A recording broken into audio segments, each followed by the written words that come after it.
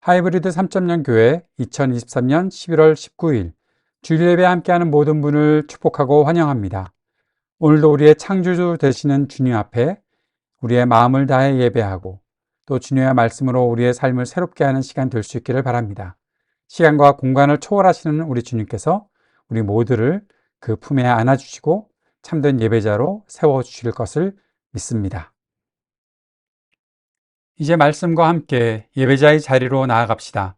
시편 115편 12절에서 16절까지의 말씀을 함께 읽겠습니다. 주님께서 우리를 기억하여 주셔서 복을 주시고 이스라엘 집에도 복을 주시며 아론의 집에도 복을 주신다. 주님을 경외하는 사람에게 복을 주시니 낮은 사람, 높은 사람 구별하지 않고 복을 주신다. 주님께서 너희를 번창하게 하여 주시고 너희의 자손을 번창하게 하여 주시기를 바란다. 너희는 하늘과 땅을 지으신 주님에게서 복을 받은 사람이다. 하늘은 주님의 하늘이라도 땅은 사람에게 주셨다. 아멘. 주님께서 가르쳐 주신 기도를 함께 드리겠습니다. 하늘에 계신 우리 아버지여, 이름이 거룩히 여김을 받으시오며 나라가 임하시오며 뜻이 하늘에서 이루어진 것 같이 땅에서도 이루어지이다. 오늘 우리에게 일용할 양식을 주시옵고 우리가 우리에게 죄 지은 자를 사하여 준 것 같이 우리 죄를 사하여 주시옵고 우리를 시험에 들게 하지 마시옵고 다만 악에서 구하시옵소서. 나라와 권세와 영광이 아버지께 영원히 있사옵나이다. 아멘.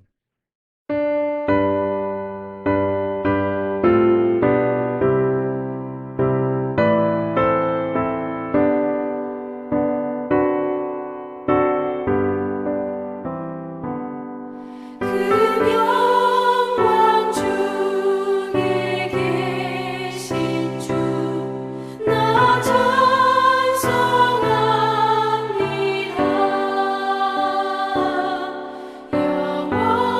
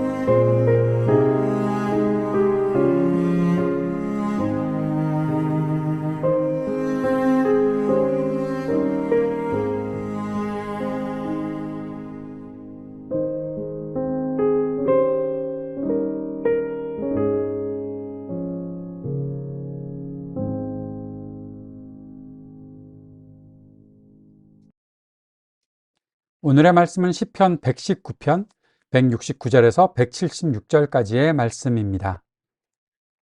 주님, 나의 부르짖음이 주님 앞에 이르게 해주시고 주님의 말씀으로 나를 깨우쳐 주십시오.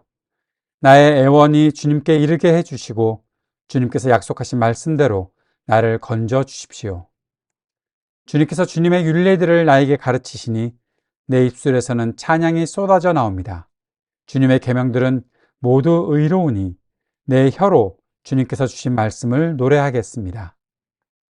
내가 주님의 법도를 택하였으니 주님께서 손수 나를 돕는 분이 되어 주십시오. 주님, 내가 주님의 구원을 간절히 기다리니 주님의 법이 나의 기쁨입니다.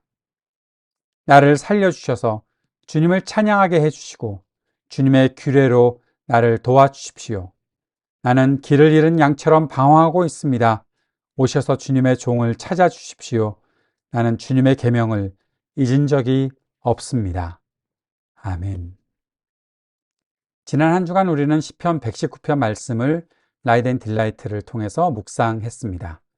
시편 119편은 성경에서 가장 긴 장이다라고 누구나 그렇게 알고 있습니다.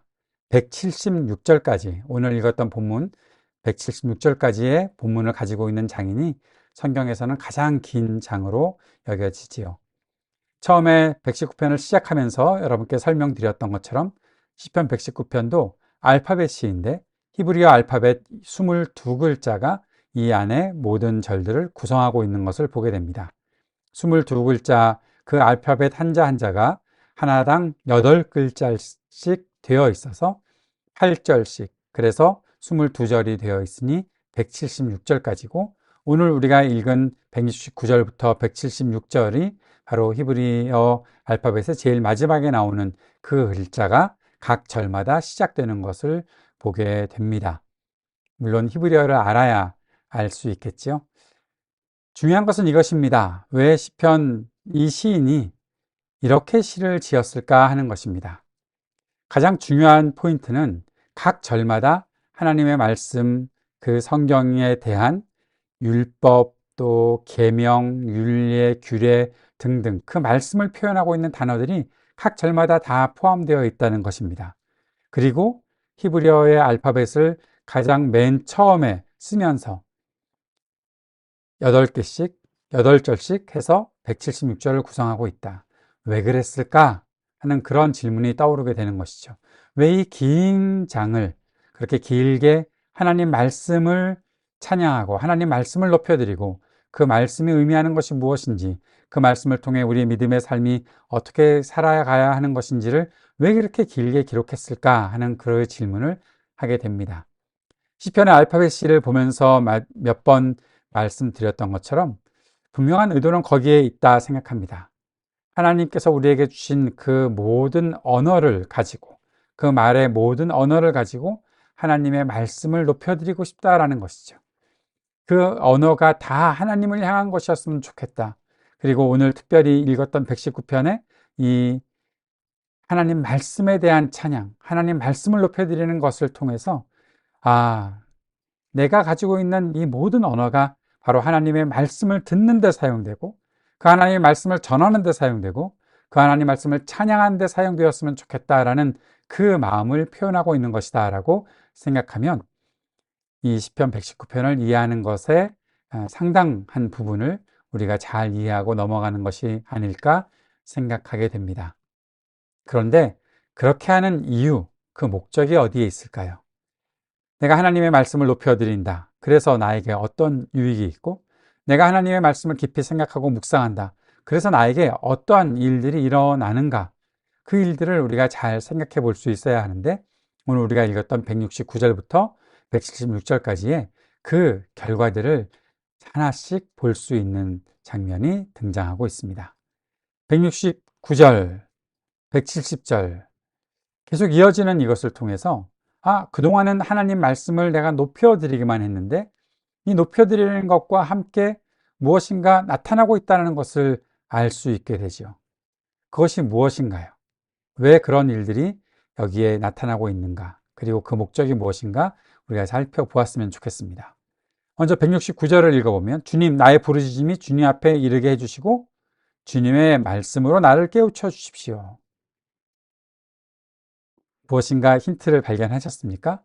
그동안에는 주님의 말씀은 결국 하나님께서 나에게 말씀하시는 것이었는데, 이제 그 말씀 앞에 나의 반응이 하나씩 나타나고 내가 주님을 향해서 무엇인가 소리내고 있는 것이 나타난다는 거죠.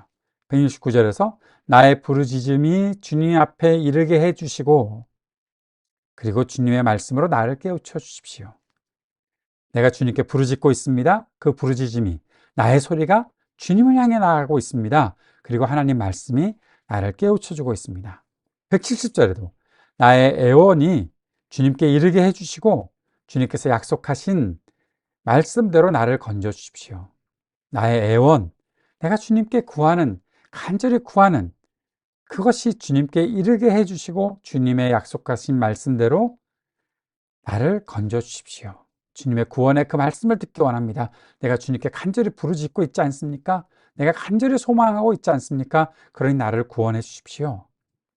주님께서 나에게 주님의 윤례들을 나에게 가르치시니 171절이죠. 내 입술에서는 찬양이 쏟아져 나옵니다. 주님께서 말씀으로 윤례들을 나에게 가르쳐 주시니 내 입에서는 찬양이 쏟아져 나옵니다. 주님의 계명들은 172절 주님의 계명들은 모두 의로우니 내 혀로 주님께서 주신 말씀을 노래하겠습니다. 주님의 계명이 의로우신 것에 대한 나의 반응이 나타나는데 내가 주님의 말씀을 노래하겠습니다. 놀라운 일들이 일어나고 있는 겁니다. 하나님 말씀을 찬양하고 하나님 말씀을 기억하고 하나님께 나아가고 있는 시인의 그 마음속에서 훈련하는 이 모든 반응들이 이제는 주님을 향한 나의 소리가, 주님을 향한 부르짖음, 주님을 향한 간절한 바람, 주님을 향한 찬양, 그리고 주님께 대한 노래, 나의 노래도, 나의 소리도 이제 주님을 향해 나아가고 있고 주님께서 말씀하신 것이 내 삶을 움직이고 나의 삶을 이렇게 바꿔놓고 있습니다라는 고백이 있는 것이죠. 주님의 말씀과 나의 소리가 만나서 무엇인가 일을 일으키고 있습니다. 구원을 일으키고 있습니다. 하나님을 향한 예배가 나타나고 있습니다. 주님을 향한 간절한 기도와 소망들이 나타나고 있습니다. 소망. 내가 주님을 향해서 바라는 것이 있습니다. 왜 그런 일이 생겼을까요? 하나님께서 내게 말씀해 주셨으니, 그 말씀이 내 삶에 다가왔으니 내가 이제는 내 미래를 생각하게 되었습니다. 사람이 누가 자기 스스로 미래를 생각할 수 있는 사람 없잖아요. 그런데 주님의 말씀을 들었으니 이제 내가 소망하고 주님께 간구합니다. 나를 구원해 주십시오. 내가 주님을 노래합니다. 내가 주님께 예배합니다. 주님을 찬양합니다. 주님께 부르짖고 있습니다.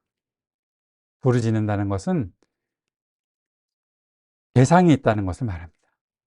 내가 소리친다는 것만이 다가 아니라 부르짖는다는 그 말 속에는 나를 바라보고 계시는 주님을 향해, 내 소리를 들어주시는 주님을 향해, 하나님을 향해 내가 부르짖습니다. 대상이 분명히 있다는 것을 보게 됩니다. 주님의 말씀과 나의 소리가 만났습니다. 이제 우리의 삶이 바뀌어질 것입니다. 이전처럼 살지 않게 될 것입니다. 이것이 우리가 믿음으로 누리는 놀라운 일들임을 기억할 수 있습니다. 사랑하는 여러분, 무슨 소리를 내고 계십니까? 무슨 소리를 듣고 계십니까? 우리가 주님의 말씀을 들었다면 주님을 향해 내 소리가 나타나야 될 텐데, 내가 주님의 말씀을 기억하고 주님의 말씀을 따르고 주님의 말씀대로 살아가려는 이 모든 삶을 통해서 우리의 삶 속에 이제는 주님을 향해 소리낼 수 있는 일들이 생겼다라는 것을 오늘 이 말씀을 통해서 보게 됩니다.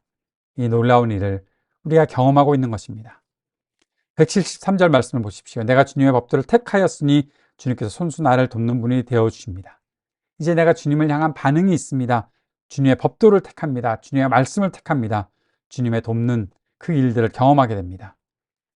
174절 내가 주님의 구원을 간절히 기다리니 주님의 법이 나의 기쁨입니다. 기다림과 기쁨이 함께 나타나고 있습니다. 기다림은 사실 고통이잖아요. 이 세상에서 아무것도 없는 채로 기다렸다면 우리는 고통스러울 수밖에 없었을 것입니다. 그러나 우리가 지금은 주님의 말씀을 들었기 때문에 주님의 구원을 간절히 기다리게 되었고 주님의 말씀이 내 삶에 임하는 것을 통해 주님께 향한 기쁨의 삶들을 살아갈 수 있습니다. 175절, 나를 살려주셔서 주님을 찬양하게 해주시고 주님의 규례로 나를 도와주십시오. 시인이 아주 완성된 삶을 살아가고 있는 것은 아직 아닌 것 같습니다. 내가 구원받았습니다, 내가 구원의 놀라운 은혜를 경험하고 있습니다가 아니라 나를 살려주셔서 내가 주님께 부르짖습니다 라는 그런 고백을 하고 있는데, 그렇게 아직 미래형인 구원을 바라보고 있음에도 불구하고 시인은 기쁨이 있습니다. 왜요? 하나님의 약속을 알았기 때문입니다. 하나님께서 말씀하신 것이 어떤 것인지 알았기 때문입니다. 그 말씀은 분명히 나의 삶에 실제로 나타나고 이루어질 것을 알기 때문에 그렇습니다. 이것이 말씀을 따라 사는 사람들의 마음, 그 안에 들어오는 반응들이라는 것이죠. 176절, 다시 한번 말하고 있죠. 나는 길을 잃은 양처럼 방황하고 있습니다. 우리의 삶이 아직 이렇습니다. 그래서 안타깝습니다. 그래서 갑갑하기도 합니다. 그런데 사랑하는 여러분, 주님은 우리에게 말씀하시고 그 말씀이 내 속에 새겨졌기 때문에 이제 확신할 수 있는 것은 나는 주님의 계명을 잊지 않았습니다. 내가 지금 세상에 살면서 나의 삶에서, 나의 일상에서 무엇인가 좀 헤매고 있는 듯한 모습이 나타나는 것은 사실이지만, 그러나 그렇다고 해서 내가 무너진 것이 아닙니다. 그렇다고 해서 내가 절망하지 않습니다.